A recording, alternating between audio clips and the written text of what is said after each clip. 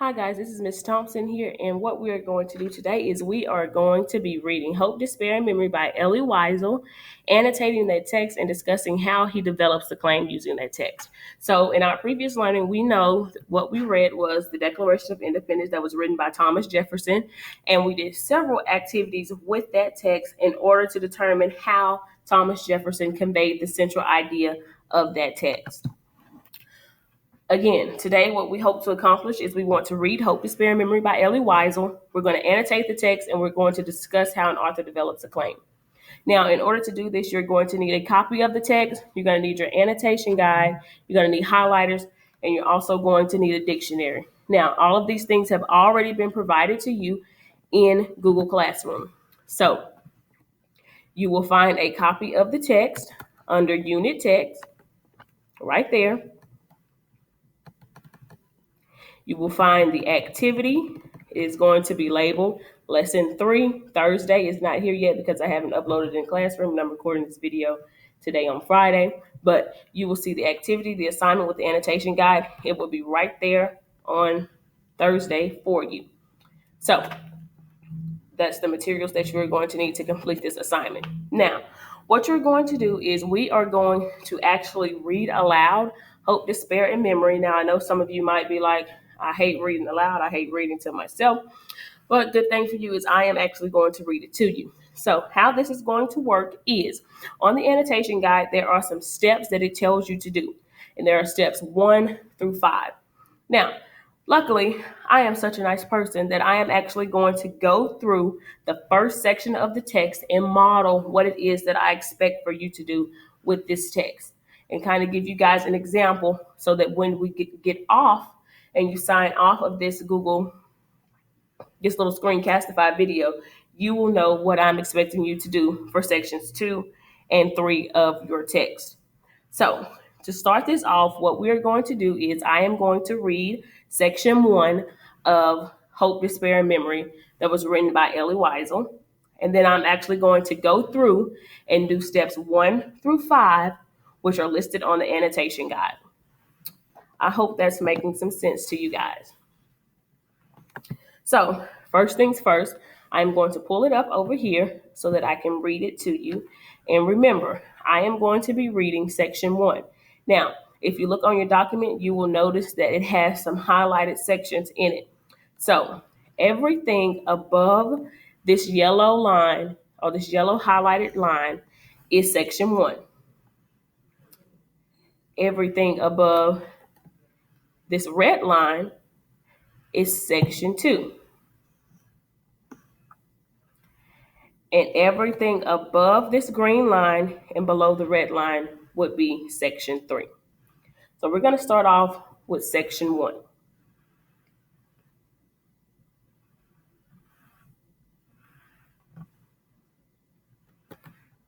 Okay.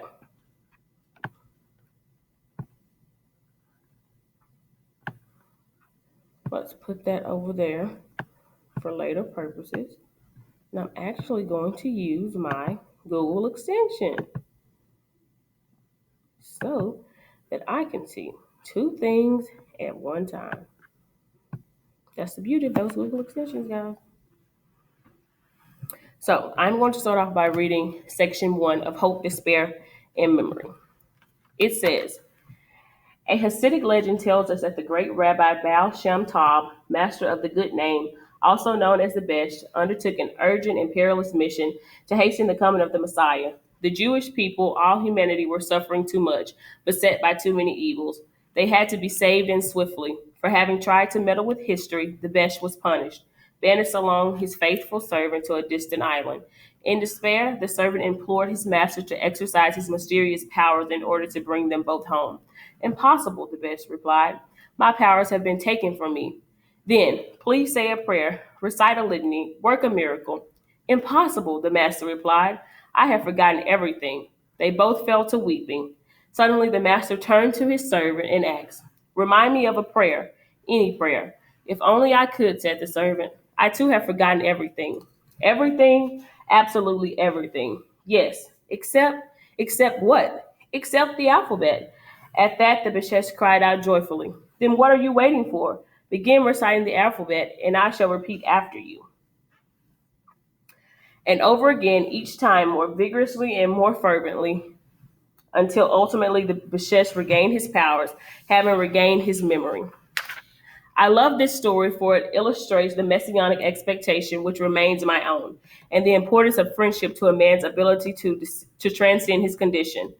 I love it all. I love it most of all because it emphasizes the mystical powers of memory. Without memory, our existence would be bare and opaque, like a prison cell into which no light penetrates, like a tomb which rejects the living. Memory saved the best, and if anything can, it is memory that will save humanity. For me, hope without humanity is like hope without memory. Just as man cannot live without dreams, he cannot live without hope. If dreams reflect the past, hope summons the future. Does this mean that our future can be built on a rejection of the past? Surely such a choice is not necessary. The two are incompatible. The opposite of the past is not the future, but the absence of the future. The opposite of the future is not the past, but the absence of the past. The loss of one is equivalent to the sacrifice of the other. A recollection, the time, after the war, the place, Paris. A young man struggles to readjust to life. His mother, his father, his small sister are gone. He is alone, on the verge of despair, and yet he does not give up. On the contrary, he strives to find a place among the living. He acquires a new language. He makes a few friends who, like himself, believe that memory of evil will serve as a shield against evil, that the memory of death will serve as a shield against death. This he must believe in order to go on, for he has just returned from a universe where God, betrayed by his creations, covered his face in order not to see mankind. Jewel of his creation has succeeded in building an inverted Tower of Babel, reaching not towards heaven, but toward an anti heaven, there to create a parallel society, a new creation with its own princes and gods, laws and principles, jailers and prisoners, a world where the past no longer counted, no longer meant anything. Stripped of possession, all human ties severed, the prisoners found themselves in a social and cultural void. Forget, they were told. Forget where you came from. Forget who you were. Only present matters. But the present was only a blink of the Lord's eye. The Almighty Himself was a slaughter. It was He who decided who would live and who would die, who would be tortured and who would be rewarded. Night after night, seemingly endless possessions vanished into the flames lighting up in the sky. Fear dominated the universe. Indeed, this was another universe. The very laws of nature had been transformed.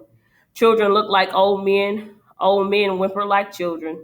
Men and women from every corner of Europe were suddenly reduced to nameless and faceless creatures, desperate for the same ration of bread or soup, dreading the same end.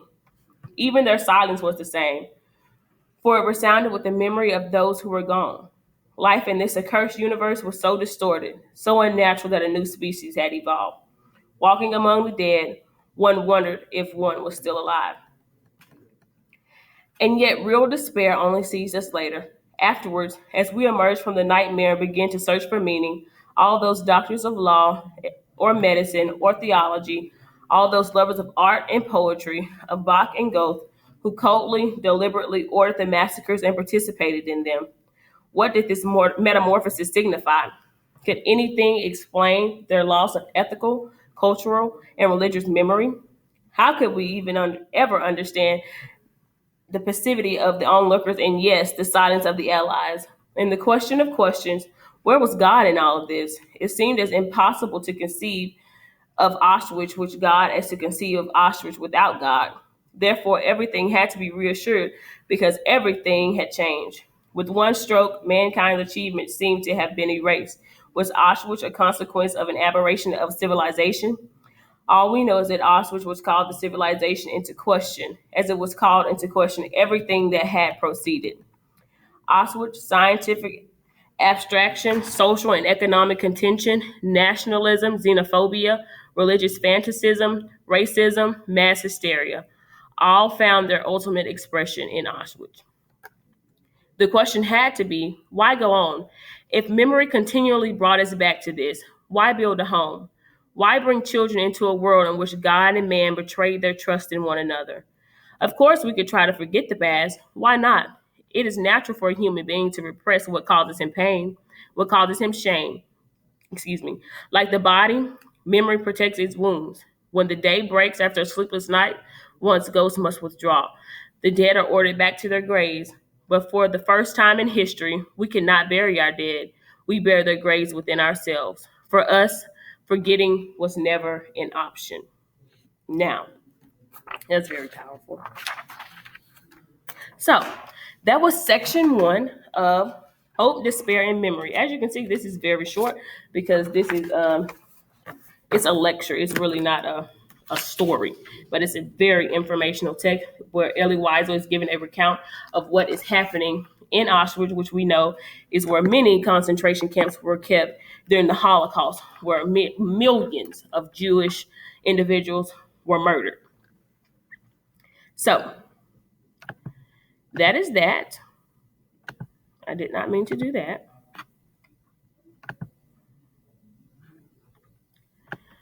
So now what we are going to do is we are actually going to look at our annotation guide, and we're going to follow the steps that are listed on the annotation guide to help us complete those steps using this text. So I'm going to have to do dualness again because obviously I X'd out of my screen. You want to do 50-50. Okay, here we go. Now, step 1 on my annotation guide tells me to use a dictionary to choose a synonym for the underlined words. Write the synonym above each word and make sure that you are using the appropriate part of speech. Now, that is what step 1 tells me to do. Now, so what I'm expecting you guys to do is to go through section 1 of this document and underline or highlight some words that you might not know. Now, for me, one word that I might not know is, let's just say right here in the beginning, a Hasidic legend. So in my mind, I'm thinking, I have no idea what the word Hasidic means. So what I'm going to do is I am going to highlight this word. Maybe I'm going to highlight it with my little pen will work. I'm going to highlight this word. Okay. It's kind of highlighting. I don't know why it's highlighting like that. Let me do text highlighter. Okay. A Hasidic legend. Now, the step 1 also tells me to use a dictionary to find a synonym. Now, I know that I don't have a physical dictionary in front of me unless you're lucky to have one and still are one of those people who have one in their home, which most people do not anymore. So I'm going to use my internet tool right here, Google, my best friend. And I am going to type in the word Hasidic, and it's going to pop up a definition for me. So I see over here that a Hasidic is also known sometimes as a religious group. So for my synonym for this word, I'm going to go right out here and type a Jewish religious group. So that is going to be, that in itself can actually be your synonym because you want to replace it with that. We're going to make it small because only I'm going to look at this document. So, a Jewish religious group legend, does that make sense? Yes, it does. So that synonym would fit right there. So that will be you completing step 1. So you identified a word that you did not know, you looked it up to figure out what it was, and you came up with your synonym and you put it on the document. Now, just for one more time to kind of reiterate what it is that I'm expecting in step 1, I'm going to find another word. So I don't have to go very far because I might not know what a rabbi is. So I'm going to highlight rabbi right here. A rabbi. Now, many of you will probably know what a rabbi is, but for the purposes of this video, just bear with me. A rabbi. So I have no idea what a rabbi is. So I'm going to use my tool and I'm going to look up what a rabbi is. So the first thing that pops up, which is actually correct, it says that a rabbi is a Jewish scholar or teacher. So over here, out to the side in my little text box, I'm going to write Jewish scholar or teacher. Jewish scholar or teacher. And that would be me completing step 1 of what is asked of me on my annotation guide. Because my annotation guide asks me, use a dictionary to choose a synonym for the underlying word that you identified. Write the synonym above each word and to make sure that you're using the appropriate part of the speech. We have accomplished all of those things right there. And that is what I am expecting. Now, there will probably be a lot of words in this document that you do not know, which means I should not only see 5 highlighted words throughout this whole entire document. Because if you know what all of these words mean, you are a genius. They should go ahead and give you your diploma now. So don't try to make it easy on yourself and just highlight 2 or 3 words, because for one, it's really not benefiting you any if you don't understand what's going on in the text. For 2, I'm going to know that you don't know what all of these words mean, so I'm going to be expecting at least 10 to 15 to 20 words to be highlighted throughout this entire document from everyone. And if you don't have an adequate amount of highlighted words with definitions and synonyms, then you're obviously going to be docked points, because that is a crucial step in understanding this literature, is that you understand the vocabulary. So in step 2, it says, step 2 on our annotation guide asks us to, it says, what is Weisel arguing? Highlight any claims that Weisel makes in this passage. So one claim that really stood out to me, and I don't know if it is because the title is called Hope, Despair, and Memory, but there is one portion in this document where Weisel actually says something about hope and memory. I believe it's in paragraph 3. So let me try to go and find it really quickly. Yes, right there in paragraph 3, the ending. It says, memory saved the best, and if anything can, it is memory that will save humanity. For me, hope without memory is like memory without hope. This is wonderful. So this is a claim that Weisel is making. He is saying that memory is going to save humankind. Remembering is going to save humankind. So this is a claim that he is definitely making right there. That's a claim that he's making. And so we've identified the claim. What else does it ask us to do? What is he arguing? So that means it's wanting you guys to tell me, what is he saying by that claim? What does he mean? So right there, this one is pretty straightforward. It is saying that memory will save humankind. And I'm just going to put that right there so that I can easily identify what that means. Now, if you'd like to, you can go in and do this by colors. So if you want to do your synonyms in one color, then highlight your claim in another color and write what that claim means, and then go in and do steps 3 and 4 in a different color. I do not mind. It does not matter to me if you do it that way, because when I go in and look at the document, I'm going to know what each of it means anyway. So you don't have to do it specifically like that, but if you're one of those organized people, which I should probably be, then you can go ahead and do it like that. Now, again, let me read what step 2 says. Asks of me. It says, what is Weisel arguing? Highlight any claims he makes in this passage.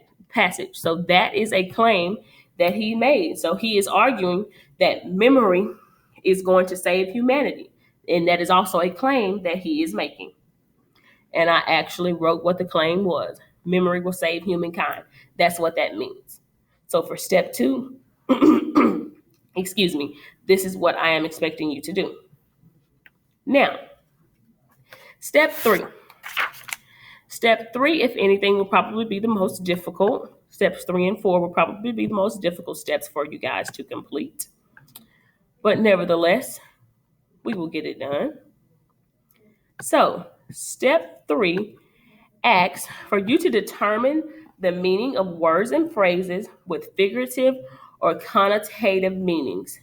What patterns emerge? Highlight these patterns and note the effects of these words and phrases. How does Weisel develop his argument? So, if we go back over here to the beginning of our document, here we're going to look at some strong examples of figurative and connotative meaning.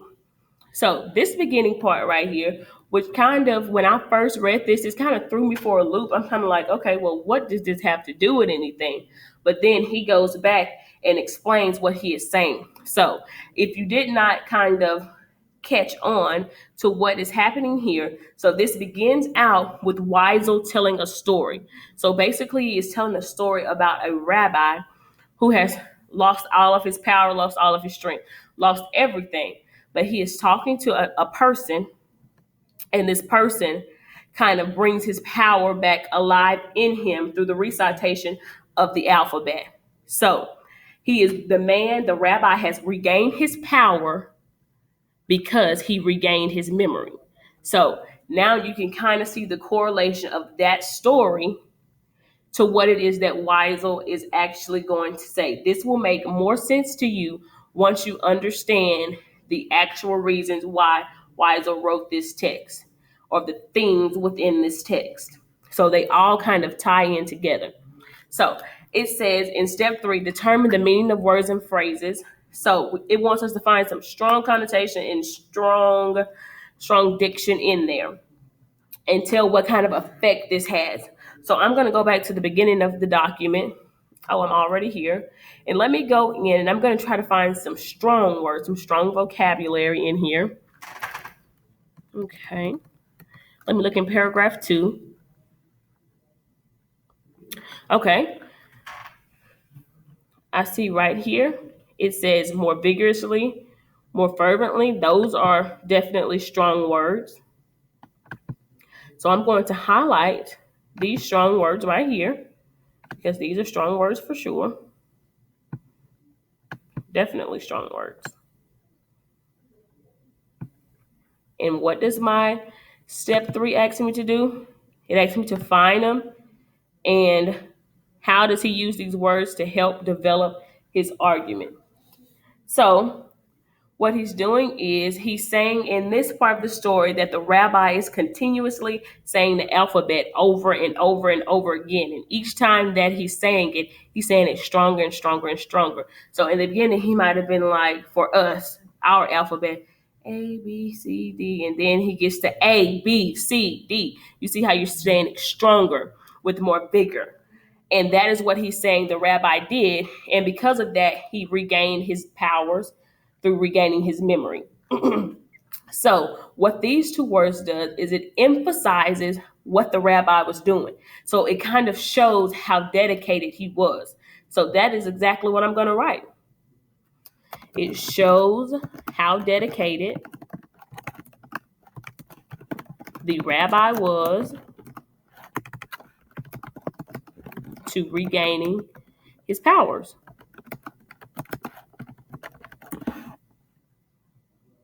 That's exactly what it does. And I'm going to just put that right there and close to that so that I know that it goes with that. And it's just that simple. So if you do something similar to this, you will have answered step 3 correctly. Again, there is no minimum or maximum amount of words of strong connotation and denotation that you should have highlighted and explained. But let me tell you, again, if you only have 2 to 3, then I guess you want a C or a D. I mean, that's just up to you. Obviously, you know that within that section, you should have more than one piece highlighted. And I'm kind of going through half of section 1 for you. So you really only have 2 more sections to do by yourself. But I'm going over it because I want you guys to have a clear understanding of what it is that I'm expecting.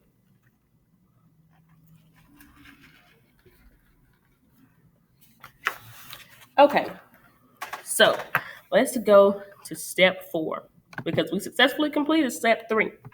So step 4 says label Weisel's development of ethical, logical, and emotional claims. So I hope that you guys watch the video that I posted on ethos, pathos, and logos so that you guys can have an understanding of what this text is talking about. I mean, of what this, excuse me, of what this step is talking about. So we know that ethos goes hand in hand with ethics, and it goes with an author establishing credibility. Pathos focuses more on the emotional appeals, so how the audience is actually feeling, and logos is focuses on logic and the speaker actually giving the facts, stating the facts. So the one that I'm going to focus on here because it spoke to me the most is ethos. So I know that at this point, Weisel is giving a lecture, right? He's giving a lecture. And he's giving a lecture because he won the Nobel Peace Prize for this work, for this literary work right here. He won the Nobel Peace Prize. So I know that he is giving a lecture because he won the Nobel Peace Prize, and he begins his speech with a religious allusion.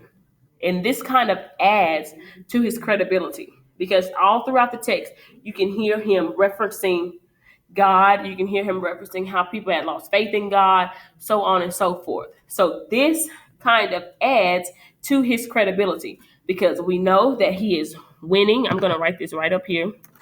I'm going to say that this section appeals to ethos and goes to his credibility because we know that he won the Nobel Peace Prize,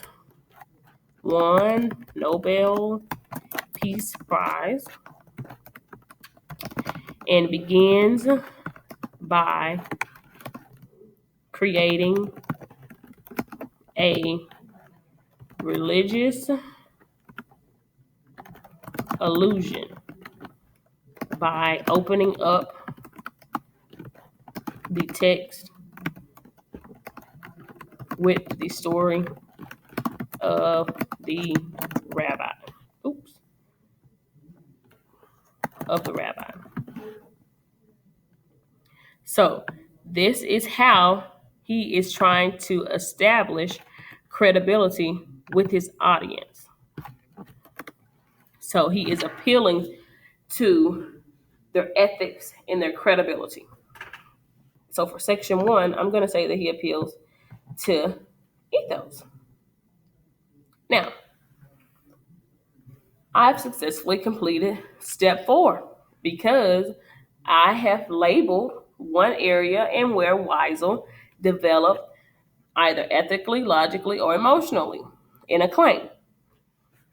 So I'm finished with step 4. And step 5 asks me to write a brief, objective summary of that part. So for me, my brief objective summary is not what yours is going to look like, obviously. And now, something is kind of telling me that you guys might not clearly understand what I mean by when I say ethos in regards to Weisel. So I'm going to explain that a bit more. So Weisel, we know that ethos deals directly with credibility, right? So Weisel is credible because he experienced the things he's describing in the concentration camps firsthand. So we know that he is going to give an accurate account of this because because he experienced these things firsthand. So that goes to his credibility, which means that ethos is satisfied. Does that make sense? Nod your little heads up and down. So that's what I mean by that. I just wanted to clarify that. Now, step 5 asks me to create a brief objective summary. So this brief objective summary is actually going to be typed on your annotation guide. So it's going to be typed on your annotation guide. So you should open that up. I do not have my annotation guide opened up to where I can write on it, but If I did, I would write it right here in this section. This is where I would write my summary for section 1. Now, because I don't have it pulled up, I'm going to go over here and I'm just going to type it out somewhere. I'm just going to start it right here. So my summary for the section I just read. So he begins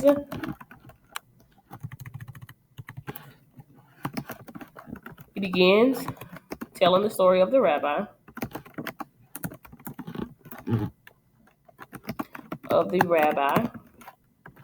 who was punished because he tried to quicken the return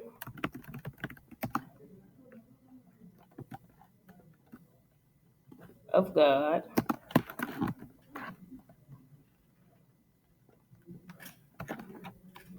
Period. Then we know he lost his memory. He lost his memory and eventually gained it back by repeating the alphabet over and over and over. Here we go. This is because Weisel is basically saying that memory can definitely save people. Can save people. He also says, when we got further down in the document, we get to the point where Weisel starts to begin his recount of his days in Auschwitz and what the people were feeling like and how the people felt after the Holocaust was over. So he begins to say that people have to try to learn to live a life without their mothers, without their fathers, without their little sisters and little brothers. So he begins to give an account of how life was after the Holocaust and how terrible the actual concentration camps in Auschwitz were. So he says that memory can save people. Remember, that was one of the claims that he made, that memory can definitely save people. Because in his story with the rabbi, him having his memory back saved him. And that memory can save people, and that we cannot have a past without memory. And if you really think about it, that makes sense. Because if you can't remember the past, how can you have a past? If you cannot remember what's happened in the past, how can you actually have a past? So he's saying that you can't have hope without memory. You can't have memory without hope.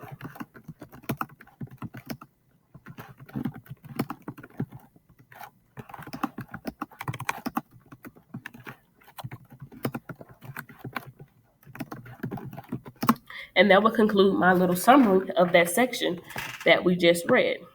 And I'm going to read it here again. I'm going to read it again.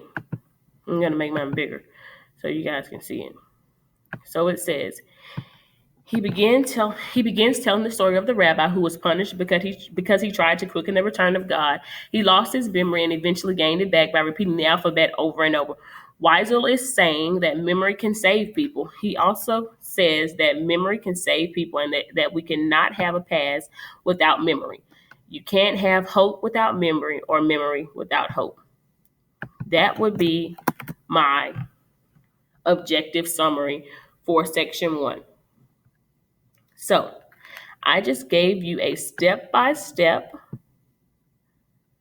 tutorial of what I am expecting you to do for sections 2 and 3. Now, today is Thursday, which means that tomorrow is going to be Friday.